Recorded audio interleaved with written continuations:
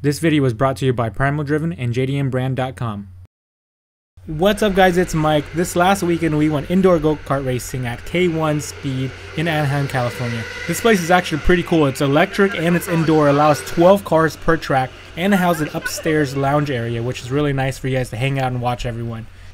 Down below you see the track, and that's actually saying we are there for his birthday celebration, and I'm actually using a GoPro for this video. So if you guys don't know me yet, I'm actually pretty competitive when it comes to these things. I enjoy speed, I enjoy adrenaline, so this is kind of up my alley when it comes to competition. I mounted my GoPro on the side of my helmet, gave you guys a really cool perspective on the go-kart race. Buckle up for safety. This was actually my second race of the day, so you can see the guys going past me. They're actually pretty competitive too, and they're all challenging me to race, so we had a good time. That's Henry right there. He's actually behind me, and I try to chase him down the entire time, but we never actually get to meet up during the race. Right before the race, you know I gotta check Instagram. If you guys haven't yet, follow me on Instagram at Smurfinwrx. So the kart starts moving, your adrenaline starts pumping, you get really excited to go. This is my second race, so I kind of know what to do at this point. What I did notice right away was this kart was not as sticky as my first kart, but later I figured that out. This guy in front of me, number 36, actually beats me. He beats me by less than half a second the entire lap, but he's really good. You can see him start pulling away. At this point, I'm still adjusting to the kart. It's not as sticky as my first one, but it's actually really fast. It's really hard to get that perspective feel of how fast the kart is while you're watching it on video, but in the kart actually does what you want. You turn the wheel, the kart will move in that direction. The ultimate goal of go-kart racing is try to get the best lap time.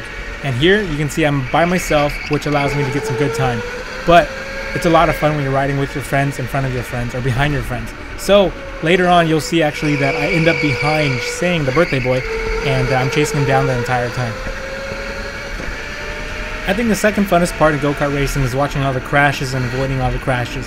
When I come around this corner, actually there's a car right there. He spun out, hit the wall, and then here I'm stuck behind number 36 again with another slow driver in front of us. One of my things about go-kart racing is I try not to hit people. I try not to squeeze in between people or in between barriers and other karts. It's just kind of what I like to do. It's kind of like etiquette, I guess, when racing. But here you can see Sang. He's in the number 23, and he's in front of me with the gray with the yellow sock on his head. Here I'm chasing him down. This is actually pretty cool, so you guys watch us. I'm trying to chase him down, but he just apexed just enough, and he's blocking me just enough so I can't get by. A few times I actually almost hit him because he breaks in the corner, he kind of slides, does a slight drift, and then I'm not prepared for it, so I have to brake and swerve out of his way. Racing by yourself and getting great lap times is fun, but I like the competitiveness of being behind someone. This is actually really fun. I'm behind him, I'm somewhat frustrated because I want to get past him, but it passes the time really fast. It gives me an option, it gives me a goal to do something. And here, I'm pretty much just trying to chase him down, trying to pass him up. So you guys can see I'm trying to work around the corners as much as I can. Right there, I almost hit him, and I'm trying to avoid hitting him at the same time. So for the most part, I'm actually using only my gas. I'm using gas and letting off the gas. I only use the brake when I have to, and that's pretty much an moment where I'm about to hit a wall. So here, or I'm about to hit him. My biggest tip for go-kart racing, or at least driving really fast on good lap times, is just to trust your driving ability. For me, personally, when I was riding, I press the gas all the way down and I hit a corner as hard as I can. Not knowing if I'll make the corner or not, but you push that limit over and over until you know where your limits are. So pretty much you just gotta trust your driving ability. Just drive really hard and accelerate through the corners, and if you hit the wall, just try to hit the brake before you hit the wall. But if you do hit the wall, you just know not to do that again and just keep pushing that envelope just a little further every single time. As you can see, a lot of people spin out. The reason people spin out in go-karts is you hit the brake or you hit a certain angle that's a little too far for the car. So if you know about go-kart racing, if you hit a certain angle, so that means you're not in a straight line anymore, and you're at a certain angle, about a 45 or so, and your wheels are turned a certain way, your go-kart will actually do a 360. With these tracks, luckily they're sticky enough where you don't hit that angle and then spin out. But if you hit a corner too fast, you hit your brake for too long and not hit the gas afterward, you will actually end up into a wall. So the tip here is to brake just enough and then gas. Don't hold your brake too long.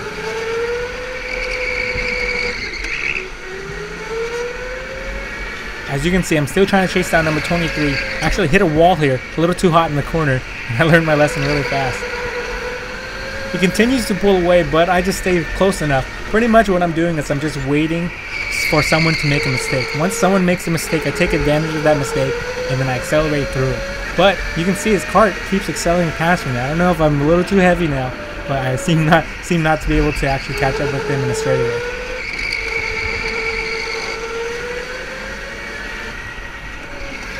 In a few seconds, you'll see me take advantage of an opportunity to pass up Sang right here. Pretty much, I just waited and waited and waited, got close enough, and found that opportunity and took it. So number 23 ends up going a little too wide. I take the inside corner and I accelerate through. I'm on the inside, so if he wants to avoid hitting me, he's going to have to go wide. So I slip on the inside and then I go around. Well, but then he comes back around because I went too wide. And then I stayed inside. And this is kind of a jerk move on my part. I went inside and was like, F this, I'm going through. And I end up kind of not colliding, but I end up squeezing through. And then he's behind me and he ends up hitting me anyways. So there was a lot of fun. The yellow flag was called because someone spun out probably. One of the cool things, they actually can cut power to your carts just in case something happens. This is actually Iris right here, my wife. What's that saying? The couple that races together stays together? Something like that. The entire idea of go-kart racing is to achieve really good lap times or pass people up. The way you achieve that is to maintain a straight line as possible. What I mean is the apex corners. You want to go wide, but you want to cut in very short. That way your lines are straight. The straighter you are, the faster you are because you actually lose speed on turns. And then on turns you also lose traction. So the idea is to avoid losing traction the entire time. If your tires are spinning, that means you're losing traction. So to avoid this, you're supposed to hit corners in a straight line. Decrease your speed just enough before the corner to accelerate through it without losing traction. It takes a lot of practice, but eventually you get it. Mostly it's just practice and a lot of confidence. You just got to be confident in your driving skills. A few moments during the race, you see us drive a lot slower than usual. This is because the monitors are actually throttling down our go-karts. For whatever reason, there may be an accident on the surface, or there might be someone on the road. Some of you may be asking if go-karts are better in electric or gas-powered. Initially, I prefer gas-powered ones because I like the sound of the gas motor, and I also like the feel of it. You get the rumble when you're riding around. But with electric ones, you don't get the pollution in your face when you're riding really close behind someone. So now, after riding both of them, I really prefer the electric one because it's slightly quieter, but it's also a lot cleaner. So being around the building during the time when you're waiting is actually a lot better, just because you're not sitting there in pollution anymore. So after this go-kart day, I had a lot of fun. I'm thinking of hosting a meet here at K1 one day. So we'll see. If you guys are down, I'm definitely interested. Let me know in the comments if you guys are interested in doing a meet at K1 or any go-kart place. It'll be fun. It gives us something to do. One thing I didn't mention before was when you're turning, you want to look at where you're going. Just like normal car driving, or when you're going through a hairpin, you want to look at where you're going. That way you can steer the car to that direction. It'll give you a really good line. It'll also give you a reference point on how hard to turn and where to accelerate. Typically, you want to accelerate just before the straight line to give that acceleration through the car. In a real car, it's going to be a little bit different because you're going to have some turbo lag, you're going to have some traction issues. But in a go-kart, your traction is actually pretty good, so you don't have to worry about that. So the acceleration, initial acceleration, can actually be a lot earlier than a normal car. Coming up is a really good example of how to pass someone up really, really fast. What I do here is I turn left, but I hold a really wide left turn. And then I cut in really right, really steep. It gives me a really long straight line, allows me to pass the person up, and then accelerate through the corner. Now, if we're at full speed, this would actually be a lot faster, but that just gives you an example of how to manipulate the track and drivers around you. Some people tend to go a little further on a turn than you, so if you go a little wider but cutting a lot steeper, you're allowed to pass them up because you're holding a longer straight line, if that makes any sense to you.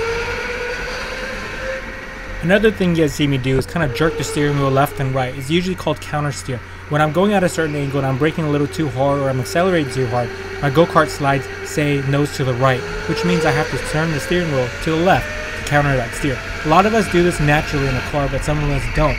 So in a car, when you're driving in the rain and you slip, counter steer actually really helps. Go-kart racing, same exact thing.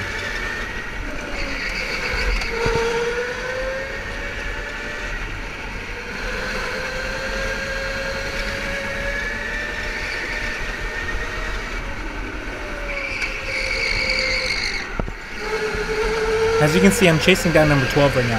Coming up is an example of what I mean about going wide and cutting really steep. This works only if someone's not behind me. So here I go wide right, really wide right, cut really short left. This gives me a straighter line, makes him go wider, and then I'm able to slip right through. This only works if no one's behind me, because if you go really wide, someone can else take your inside lane. That's what you don't want.